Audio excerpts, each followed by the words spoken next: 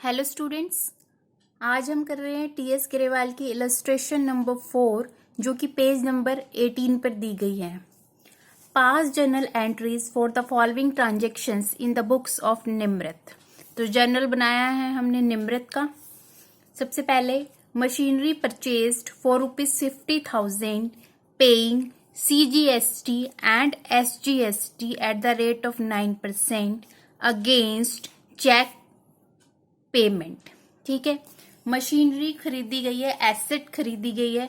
जब भी हम एसेट खरीदते हैं, अगर इंटरेस्ट रेट सेल हो रही है एसेट की तो CGST और SGST होगा, और अगर इंटर हो रही है, इंटर स्टेट सेल हो रही है, तो फिर IGST जो है पे किया जाता है। क्योंकि ये इंट्रा स्टेट सेल है, कैसे पता चल रहा है हमें? क्योंकि यहाँ स्पेसिफिकली पर्टिकुलरली मेंशन कर दिया गया है CGST and SGST at the rate of 9% और चेक पेमेंट हो रही है। तो क्या एंट्री होगी इसकी? Machinery account debit. मशीनरी क्या है? रियल अकाउंट है। मशीनरी क्या है? रियल अकाउंट हो गई हमारी। रियल अकाउंट के लिए गोल्डन रूल्स ऑफ अकाउंटिंग क्या कहते हैं? डेबिट व्हाट्स कम इन। तो मशीनरी जो है बिजनेस में आ रही है, इसलिए मशीनरी अकाउंट को हमने डेबिट कर दिया। अब इस पे क्या पे किया गया है? Input CGST account debit, input SGST account debit.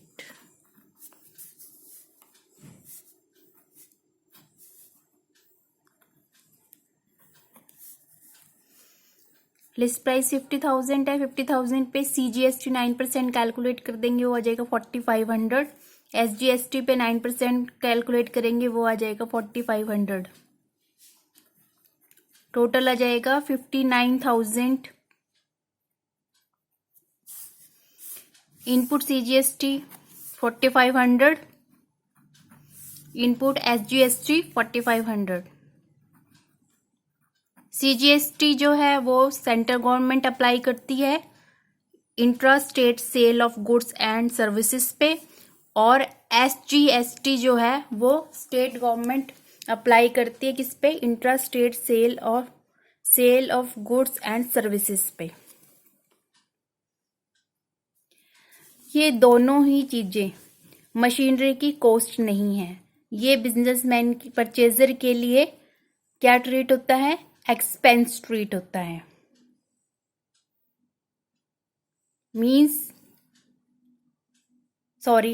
ये बिजनेसमैन के लिए मशीनरी की कॉस्ट ट्रीट नहीं होती, ये क्या ट्रीट होती है? एसेट ट्रीट होती है। और हमने मॉडर्न अप्रोच में पढ़ा था, जब भी एसेट में इंक्रीज होगा तो हम क्या करेंगे? एसेट को डेबिट करेंगे। इसलिए इनपुट CGST अकाउंट को हमने डेबिट कर दिया और इनपुट SGST अकाउंट को भी हमने डेबिट कर दिया, क्योंकि ये एसेट में इंक्रीज है। पेमेंट किससे कर रहे हैं? Cheque payment, that means bank से। बैंक अकाउंट को हम क्रेडिट करेंगे, क्योंकि बैंक क्या है? पर्सनल अकाउंट है। पर्सनल अकाउंट के लिए गोल्डन रूल ऑफ अकाउंटिंग क्या कहती है? Credit the giver. अब बैंक क्या कर रहा है? चेक दे रहा है। बैंक क्या है? गिवर है, इसलिए बैंक को हमने क्रेडिट कर दिया 59,000 से। नरेशन आ जाएगी इसकी। Being machinery purchased against CGST and SGST at the rate of 9% each. Next देखिए, नेक्स्ट ट्रांजेक्शन है rent paid by cheque for business premises ₹10,000 plus CGST and SGST at the rate of 9% each. अब ये जो rent पे किया गया है वो बिजनेस प्रेमिसेस के लिए जो है रेंट पे किया गया है। ठीक है, अगर यहाँ पर पर्सनल बिल्डिंग के लिए कोई रेंट पे किया गया होता तो उस केस में क्या है? GST जो है वो पे नहीं किया जाता। ठीक है, क्योंकि ये बिजनेस प्रेमिसेस के लिए है, बिजनेस पर्पस के लिए रेंट पे किया जा रहा है, इसलिए इसमें CGST और SGST 9% के रेट से जो है पे किया जा रहा है। और ये कौन सी ट्रांजेक्शन है? ये इंट्रा स्टेट ट्रांजेक्शन है, विद इन द स्टेट, राज्य के अंदर। तो इसकी एंट्री हो जाएगी रेंट अकाउंट डेबिट। रेंट क्या है? बिजनेस का एक्सपेंस है, नॉमिनल अकाउंट है। नॉमिनल अकाउंट के लिए गोल्डन रूल ऑफ अकाउंटिंग क्या कहती है? Debit all the expenses and losses. कितने का? 10,000 का।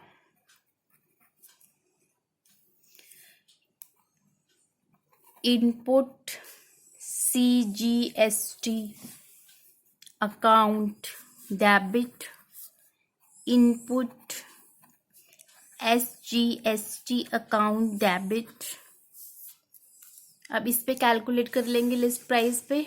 लिस्ट प्राइस कितना है? 10,000। 10,000 पे 9%, 900 CGST हो जाएगा, और SGST भी 9%, 10,000 पे 900 हो जाएगा। ये टोटल आ जाएगा 11,800। तो इनपुट CGST में 900 और इनपुट SGST में 900। टू क्या पेमेंट करी है? By cheque. तो बैंक अकाउंट को हम करेंगे क्रेडिट, क्योंकि बैंक क्या कर रहा है? चेक दे रहा है। बैंक क्या है? गिवर है, इसलिए बैंक अकाउंट को हमने क्रेडिट किया। अब जो रेंट पे किया है वो बिजनेस का एक्सपेंस है। जो GST हमने पे किया है दो पार्ट में, CGST और SGST, जो GST पे किया है उसको इनपुट GST भी बोलते हैं। तो जो GST पे करते हैं वो रेंट की कॉस्ट नहीं है, वो अलग है। तो इनपुट CGST और इनपुट SGST क्या है? बिजनेस परचेजर के लिए वो एसेट है। वो आगे जाके क्या कर सकता है? इनपुट क्रेडिट क्लेम कर सकता है, इसलिए वो एसेट ट्रीट होती है। और हमने मॉडर्न अप्रोच में पढ़ा था, जब भी एसेट में इंक्रीज होगा तो क्या होगा? एसेट को हम डेबिट करेंगे। दोनों इनपुट CGST, इनपुट SGST दोनों को हमने डेबिट कर दिया।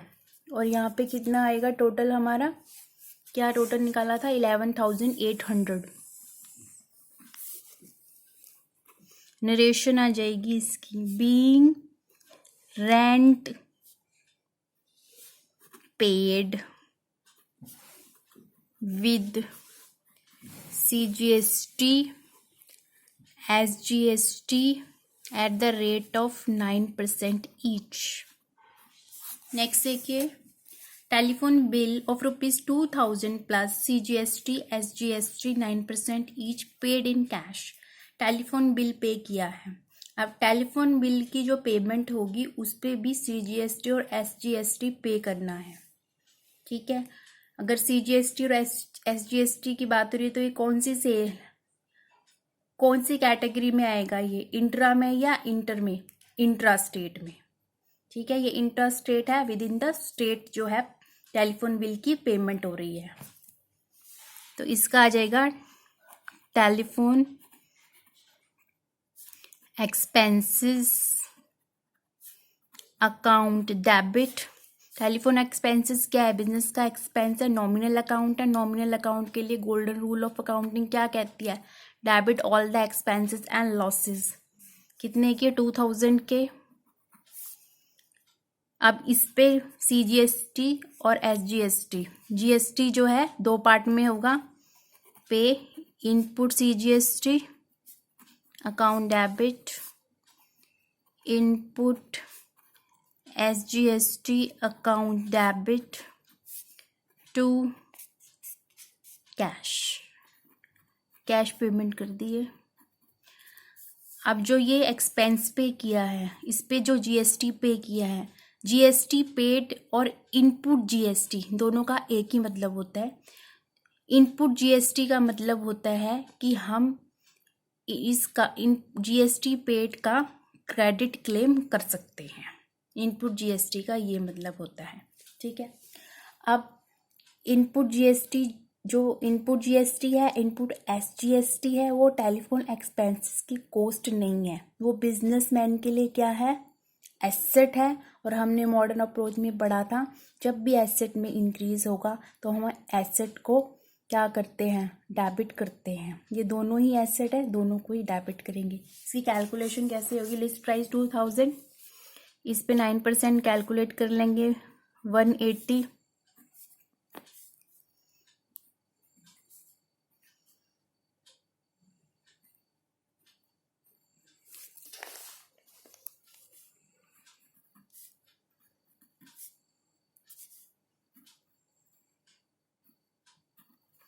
being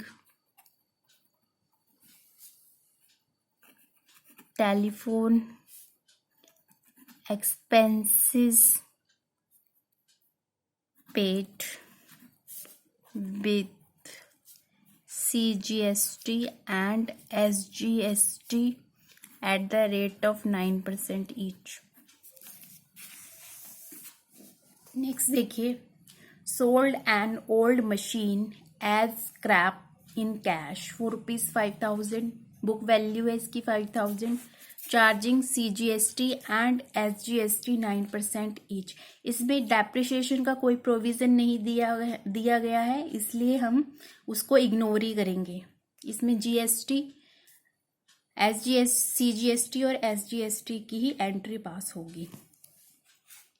सेल हो रही है मशीनरी की, ठीक है, कैश में हो रही है, तो बिजनेस में क्या आ रहा है, कैश आ रहा है। कैश क्या है, कैश क्या है, रियल अकाउंट है। रियल अकाउंट के लिए गोल्डन रूल ऑफ अकाउंटिंग क्या कहती है, डेबिट व्हाट्स कम इन। तो कैश बिजनेस में आ रहा है, इसलिए कैश अकाउंट को डेबिट करेंगे। सेल क्या हो रही है, machinery, to machinery account to output CGST account to output SGST account, being machinery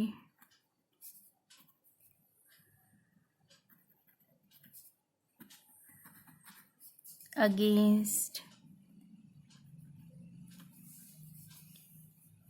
CGST and SGST paid at the rate of 9% each.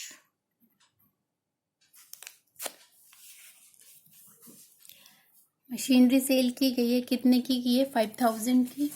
इस पे CGST लग जाएगा 9%,